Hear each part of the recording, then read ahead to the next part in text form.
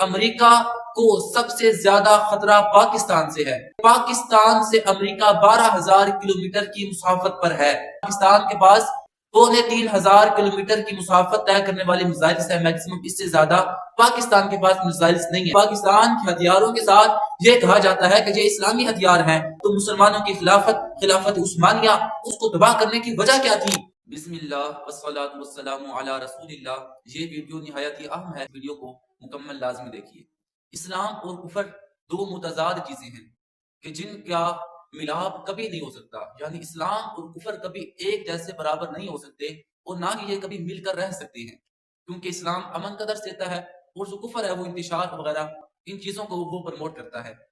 اب جو اسلام ہے اس کی کفر کے ساتھ جنگ شروع سے ہوتی آ رہی ہے کہ جو اہل حق ہے اور جو اہل باطل ہے یہ آپس میں کبھی ایک ساتھ رہ ہی نہیں سکتے۔ اسی طرح ابھی بھی جو اہل اسلام ہے اور جو اہل کفر ہے اگرچہ بظاہر ایک جیسے رہ رہے ہیں کہ وہ بھی اسٹیٹ ہے یہ بھی اسٹیٹ ہے، آپس میں تعلقات بھی ہیں، لیکن یہ بات تو طے شدہ ہے کہ آخر میں جنگ لازمی ہونی ہے کہ جس کے نتیجے میں جو اسلام ہے اس کو فتح نصیب ہونی ہے۔ اگر کفر کی بات کی جائے تو جو کافر ممالک ہیں ان کی پشت پناہی کرنے میں جو امریکہ ہے وہ سر فارس نظر آتا ہے کہ جو کفر کی پشت پناہی شروع سے کرتا آ رہا ہے، اور امریکہ کو سب سے زیادہ خطرہ پاکستان سے ہے۔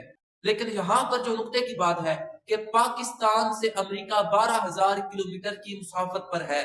اگر پاکستان اور امریکہ کی جنگ ہوتی ہے تو پاکستان کو 12,000 کلومیٹر مسافت طے کرنے والے میزائلز اور ایسے ہتھیار کی ضرورت پڑے گی، جبکہ دیکھا جائے تو پاکستان کے پاس 3,500 کلومیٹر کی مسافت طے کرنے والے میزائلز ہیں، میکسیمم اس سے زیادہ پاکستان کے پاس میزائلز نہیں ہیں۔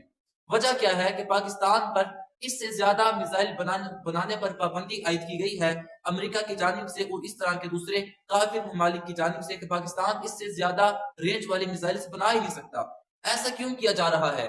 اگر امریکہ کی بات کی جائے، امریکہ جتنے مرضی رینج والے میزائلز بنائے، یہ نہیں کہا جاتا کہ یہ جو ہے نصرانی میزائل ہے۔ اگر اسرائیل کی بات کی جائے تو وہ جتنے مرضی رینج والے میزائل بنائے، کبھی یہ نہیں کہا جاتا کہ یہ یہودی میزائل ہے۔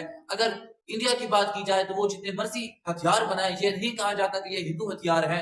جب پاکستان کی بات کی جائے تو پاکستان کے ہتھیاروں کے ساتھ یہ کہا جاتا ہے کہ یہ اسلامی ہتھیار ہیں، اس کو مذہب کے ساتھ جوڑا جاتا ہے کہ جس کی بنیاد پر اس پر پابندی لگائی جاتی ہے کہ پاکستان اس سے زیادہ ہتھیار نہیں بنا سکتا، اور اسی طرح پاکستان میں رہنے والے جو مسلمان ہیں ان پر پابندی لگائی جاتی ہے کہ وہ لوگ اتنی تعلیم سے زیادہ تعلیم حاصل نہیں کر سکتے کہ کہیں ایسا نہ ہو کہ یہ لوگ جو ہے وہ ہتھیار بنا لیں، یہ لوگ ہمارے خلاف کھڑے ہو جائیں۔ جیسا آپ نے دیکھا ہوگا کہ ڈاکٹر عبدالقدیر خان رحمہ اللہ تعالی آپ کے ساتھ ان لوگوں نے کیا رویہ کیا، ڈاکٹر عافیہ صدیقہ آپ کے ساتھ وہ لوگ کیا رویہ کر رہے ہیں۔ وجہ کیا ہے کہ امریکہ، اسرائیل، انڈیا، یہ سب لوگ ان کو کوئی نہیں روکتا، یہ جو مرضی کرتے رہے، نہ ان پر کسی بات کی پابندی ہے، یہ جتنے مرضی ظلم کرتے رہے، نہ ان پر کسی بات کی پابندی ہے، لیکن جب ان کے خلاف کارروائی کی جاتی ہے پھر امریکہ آ جاتا ہے، نہیں جی امن ہونا چاہیے، دنیا کے اندر امن قائم ہونا چاہیے۔ اے مسلمانوں سوچو، سارے جو کفار ہیں وہ متحد ہیں کس کے خلاف؟ اسلام کے خلاف، اور جو اسلام ہے وہ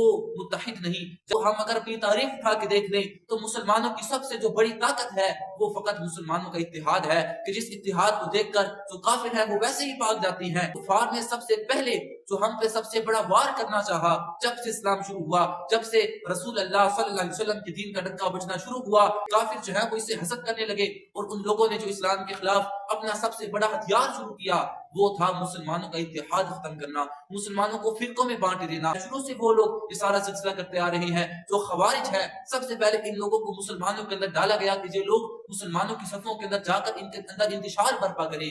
اس کے بعد جو روافظ ہیں یہ بھی یہود و نصارہ کی بھیجی ہوئی قوم ہے کہ جو مسلمانوں کے اندر انتشار برپا کر رہے ہیں۔ جو قادیانی ہیں یہود و نصارہ کی پیداوار ہیں کہ جو مسلمانوں کے اندر انتشار برپا کر رہے ہیں، اور یہ لوگ ان کا جو سب سے بڑا مقصد ہے کہ یہ لوگ اگر ایک مرتبہ مسلمانوں کا اتحاد ختم انہوں نے کر دیا تو پھر مسلمانوں کو تباہ کرنا ان کے لیے کوئی بڑی بات نہیں رہے گی۔ اگر حال ہی میں دیکھا جائے تو مسلمانوں کی خلافت عثمانیہ اس کو تباہ کرنے کی وجہ کیا تھی؟